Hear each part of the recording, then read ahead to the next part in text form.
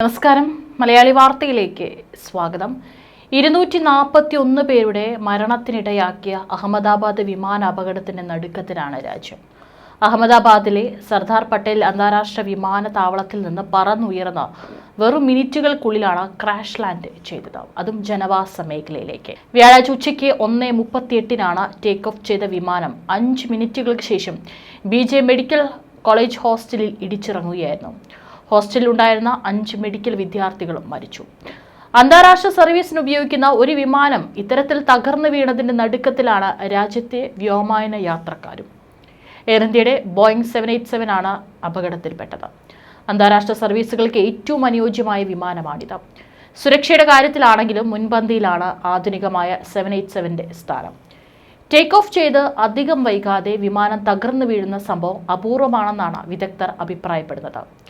ദീർഘദൂര അന്താരാഷ്ട്ര സർവീസ് നടത്തുന്ന വിമാനങ്ങളിൽ എല്ലായ്പ്പോഴും ഇന്ധനം ഫുൾ ടാങ്കായി നിറച്ചിരിക്കും. ദൂരം കൂടുതൽ എന്നതിന് പുറമെ വഴിമാറി സഞ്ചരിക്കേണ്ടി വന്നാലുള്ള കരുതൽ ഇന്ധനവും നിറയ്ക്കുന്നതാണ് പതിവ്. അപകടത്തിലെ ഉഗ്രസ്ഫോടനത്തിന് കാരണം ഫുൾ ലോഡ് ഇന്ധനം തന്നെയാണ്. 2 എഞ്ചിനുകളുള്ള വിമാനമാണ് ബോയിങ് 787. പക്ഷികൾ വന്നിടിച്ചാലും 2 എഞ്ചിനുകളും ഒരുപോലെ തകരാറിലാകാനുള്ള സാധ്യത വളരെ കുറവാണ്. അഹമ്മദാബാദ് ലണ്ടൻ വിമാനം പറന്നുയർന്ന് മിനിറ്റുകൾക്കുള്ളിൽ തന്നെ പൈലറ്റ് എയർ ട്രാഫിക് കൺട്രോളിൽ അപകട സാധ്യത സംബന്ധിച്ച അറിയിപ്പ് നൽകിയെന്നാണ് വിവരം. എന്നാൽ മാധ്യമങ്ങളിൽ വരുന്ന ഈ കാര്യത്തിന് ഔദ്യോഗികമായി സ്ഥിരീകരണമില്ല. അപകടം സുനിശ്ചിതമായാൽ മെയ് ഡേ എന്ന കോഡ് സന്ദേശമാണ് പൈലറ്റുമാർ നൽകുന്നത്. 2 എഞ്ചിനുകളും തകരാറിലായ വിമാനത്തിൽ അപകടം ഉറപ്പായ സാഹചര്യത്തിൽ പൈലറ്റ് ഈ സന്ദേശം നൽകിയിട്ടുണ്ടോ എന്നാണ് ഇനി അറിയാനുള്ളത്. മറുപടി ലഭിക്കുന്നതിന് മുൻപ് തന്നെ വിമാനം തകർന്നിട്ടുണ്ടാവാമെന്നാണ് അനുമാനം.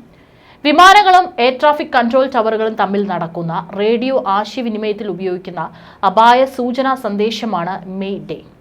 ജീവൻ അപകടത്തിലാവുന്ന അത്യന്തം ഗുരുതരമായ ഒരു അപകടം മുന്നിൽ കാണുമ്പോൾ അക്കാര്യം കൺട്രോൾ ടവറിൽ അറിയിക്കാൻ ആഗോളതലത്തിൽ ഉപയോഗിക്കുന്നതാണിത്.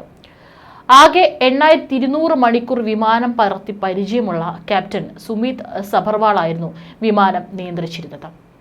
സഹ പൈലറ്റ് ഫസ്റ്റ് ഓഫീസർ ക്ലൈവ് കുന്ദറും. ക്ലൈവിന് 1100 മണിക്കൂറിന്റെ പരിചയ സമ്പത്താണുള്ളത്. അതായത് പരിചയസമ്പന്നരായിട്ടുള്ള പൈലറ്റുമാരും കോ പൈലറ്റുമാണ് വിമാനം പറത്തിയത്. അഹമ്മദാബാദിൽ അപകടത്തിൽപ്പെട്ട വിമാനത്തിലെ കോ പൈലറ്റ് തന്റെ ബന്ധുവാണെന്നാണ് ബോളിവുഡ് നടൻ വിക്രാന്ത് മാസി ഇപ്പോൾ പറഞ്ഞുകൊണ്ട് രംഗത്ത് വരുന്നത്.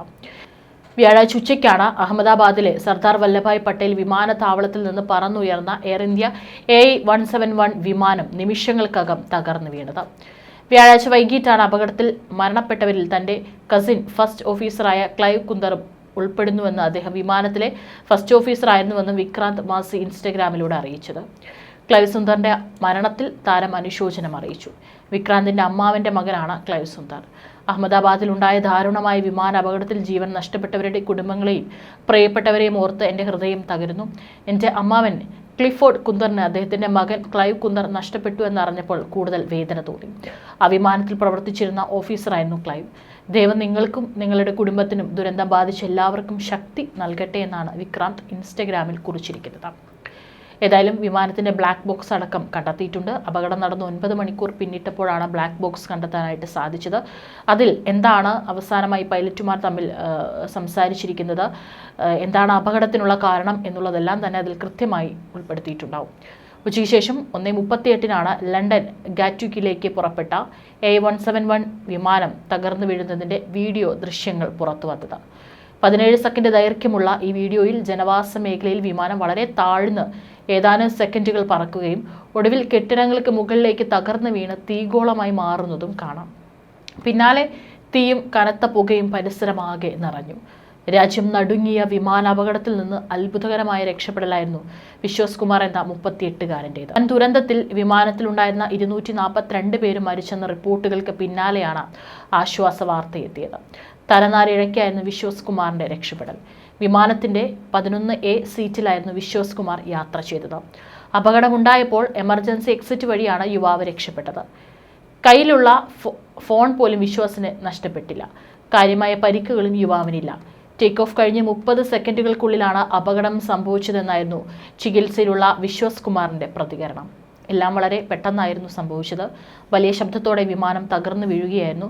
എന്താണ് സംഭവിക്കുന്നതെന്ന് മനസ്സിലായില്ല. എഴുന്നേറ്റപ്പോൾ എനിക്ക് ചുറ്റും മൃതദേഹങ്ങളായിരുന്നു. ശരിക്കും ഭയന്നുപോയി. തുടർന്ന് അവിടെ നിന്ന് എഴുന്നേറ്റ് ഓടുകയായിരുന്നു. എൻ്റെ ചുറ്റും വിമാനത്തിൻ്റെ അവശിഷ്ടങ്ങളുണ്ടായിരുന്നു. തുടർന്ന് ഒരാൾ എന്നെ ആംബുലൻസിൽ പിടിച്ചു കയറ്റുകയും ആശുപത്രിയിൽ എത്തിക്കുകയെന്നാണ് വിശ്വാസ് കുമാർ പറഞ്ഞത്. ബ്രിട്ടീഷ് പൗരത്വമുള്ള വിശ്വാസ് കുമാർ സഹോദരനായ അജയ് കുമാർ രമേശിനൊപ്പമാണ് വിമാനത്തിൽ യാത്ര ചെയ്തിരുന്നത്. കുടുംബാംഗങ്ങളെ സന്ദർശിക്കാനാണ് ഇരുവരും ഏതാനും ദിവസങ്ങൾക്ക് മുമ്പ് ഇന്ത്യയിലെത്തിയത്.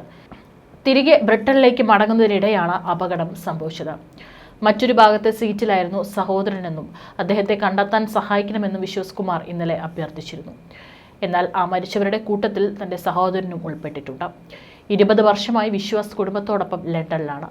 പ്രധാനമന്ത്രി നരേന്ദ്രമോദി സംഭവത്തെ വളരെ ദുഃഖകരമെന്നാണ് അദ്ദേഹം പറഞ്ഞത്. സിവിൽ ഏവിയേഷൻ മന്ത്രി കെ റാംമോഹൻ നായിഡുവിനോട് സഹായ പ്രവർത്തനങ്ങൾക്ക് മേൽനോട്ടം വഹിക്കാൻ നിർദ്ദേശിക്കുകയും ചെയ്തു. വിമാനവുമായി ബന്ധം നഷ്ടപ്പെടുന്നതിന് നിമിഷങ്ങൾക്ക് മുമ്പ് മേഡേ കോൾ അയച്ചതായി directorate general of civil aviation അറിയിച്ചിട്ടുണ്ടായിരുന്നു. 2011 വാണിജ്യ സർവീസിൽ അവതരിപ്പിച്ച ഒരു ബോയിങ് 787 ഡ്രീം ലൈനർ മോഡലിന്റെ ആദ്യ അപകടമാണിത്.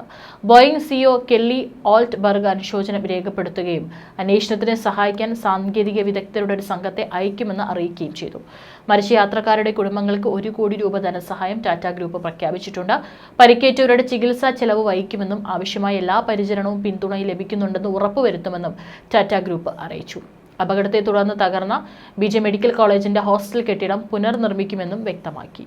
ഏതായാലും രാജ്യം മുഴുവൻ നടുങ്ങി നിൽക്കുന്ന ഒരു നിമിഷമാണ്. ഇനിയുള്ള മറ്റു കാര്യങ്ങൾ എന്ന് പറയുന്നത് എന്താണ് വിമാനത്തിൽ സംഭവിച്ചിട്ടുള്ള തകരാർ എന്നുള്ള കാര്യങ്ങൾ കൂടി കണ്ടുപിടിക്കണം. അതിനായിട്ട് ബ്ലാക്ക് ബോക്സ് കണ്ടെത്തിയിട്ടുണ്ട്. അത് പരിശോധിച്ചാൽ മാത്രമാണ് അതിൽ നിന്ന് വ്യക്തത വരികയുള്ളൂ. അടുത്ത ഘട്ടം എന്ന് പറയുന്നത് എത്രയും വേഗം തന്നെ മരിച്ചവരുടെ കുടുംബാംഗങ്ങൾക്ക് അവരുടെ മൃതദേഹങ്ങൾ വിട്ടു നൽകുക എന്നുള്ളതാണ്. അതിനായിട്ട് പല മൃതദേഹങ്ങളും ചിന്നിച്ചിതറിയ നിലയിലായിരുന്നു, കത്തിക്കരിഞ്ഞ അവസ്ഥയിലാണ്. അതുകൊണ്ട് തന്നെ DNA ശേഖരണത്തിലൂടെ അത് സ്ഥിരീകരിച്ചതിന് ശേഷം മാത്രമായിരിക്കും മൃതദേഹങ്ങൾ വിട്ടുകൊടുക്കുന്ന കാര്യങ്ങളിലേക്ക് കടക്കുക. അതിനായിട്ട് DNA സാമ്പിളുകൾ ബന്ധുക്കളുടെ അടക്കം ശേഖരിച്ചിട്ടുണ്ട്. പുറത്തുള്ള പൗരന്മാരുടെ അടക്കം ബന്ധുക്കളുടെ DNA സാമ്പിളുകൾ ശേഖരിക്കുന്ന നടപടികളൊക്കെ തന്നെ അവിടെ നടന്നുകൊണ്ടിരിക്കുകയാണ്. കേന്ദ്രമന്ത്രി അമിത്ഷായും അവിടെ നേതൃത്വം നൽകുന്നുണ്ട്. മറ്റുള്ള എല്ലാ ഉന്നത സംഘങ്ങളൊക്കെ തന്നെ അപകടം നടന്ന സ്ഥലത്ത് ക്യാമ്പ് ചെയ്തിട്ടുണ്ട്. ഏതായാലും രാജ്യം മുഴുവൻ നടുക്കത്തിലാണ്. അവരുടെ വീട്ടുകാരുടെ ദുഃഖം എത്രയും വേഗം തന്നെ അവർക്ക് അതിനെ അതിജീവിക്കാനായിട്ട് സാധിക്കട്ടെ എന്ന് നമുക്കും ഈ ഒരു നിമിഷത്തിൽ പ്രാർത്ഥിക്കാം.